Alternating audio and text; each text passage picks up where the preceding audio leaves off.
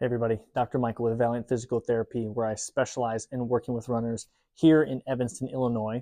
And I want to answer a question that I saw online where it's basically someone asking, how do you know when it's time to get professional help for your pain or your running related injury? And how do you know when it's something that you can kind of manage on your own? And it's a really great question. Sometimes it gets a little bit tricky to know what's a serious injury and what's something that's going to kind of fix itself over time or on its own.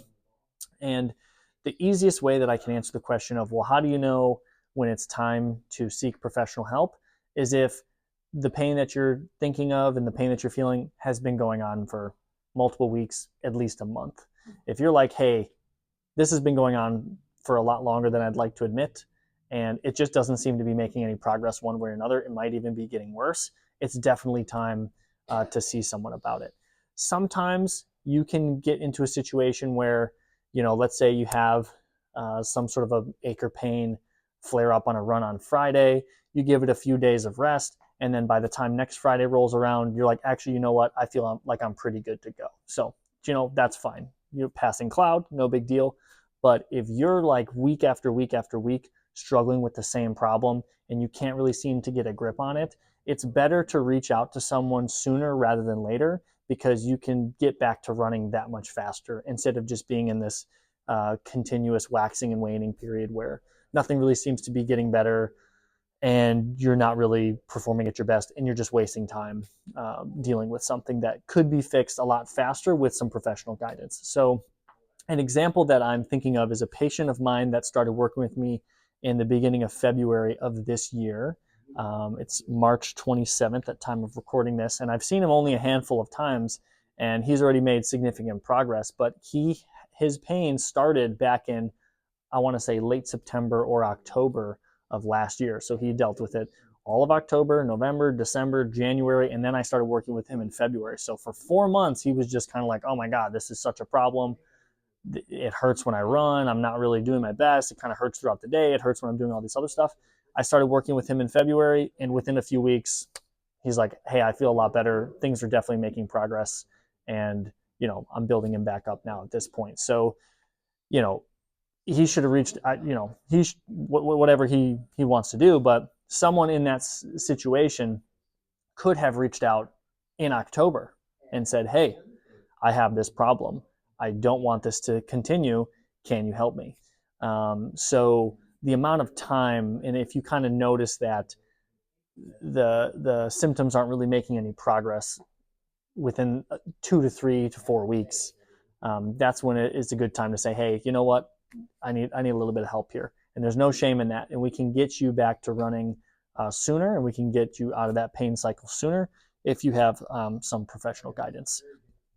On the flip side of that, I also want to talk about when you might actually not need any sort of professional guidance, and you kind of just need to let it sit a little bit and see what happens over time and see if the body can kind of naturally heal itself. I'm thinking of a patient of mine who, after soccer practice, she opened up her shoe and she just noticed it was super bruised. And she had a hard time walking, but she could walk, and she didn't really remember how it happened.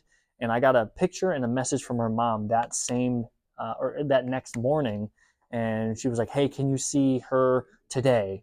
And I'm like, honestly, no. Let that sit for a couple days. She had already been X-rayed, so no fracture was present. But I was like, you know what?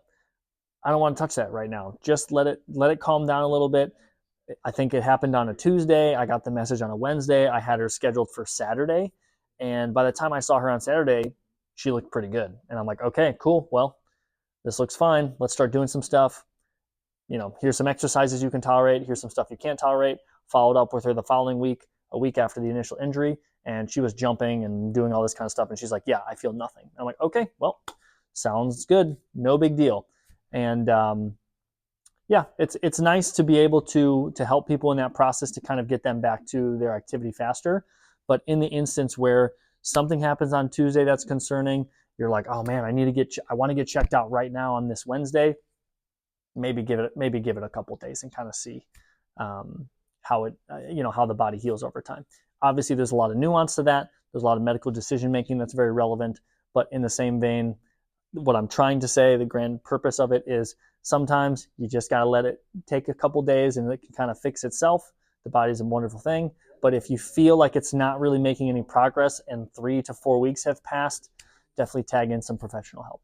If you're in the Evanston area and you're struggling with a running related injury, my name is Dr. Michael. I'm a physical therapist that specializes in working with runners.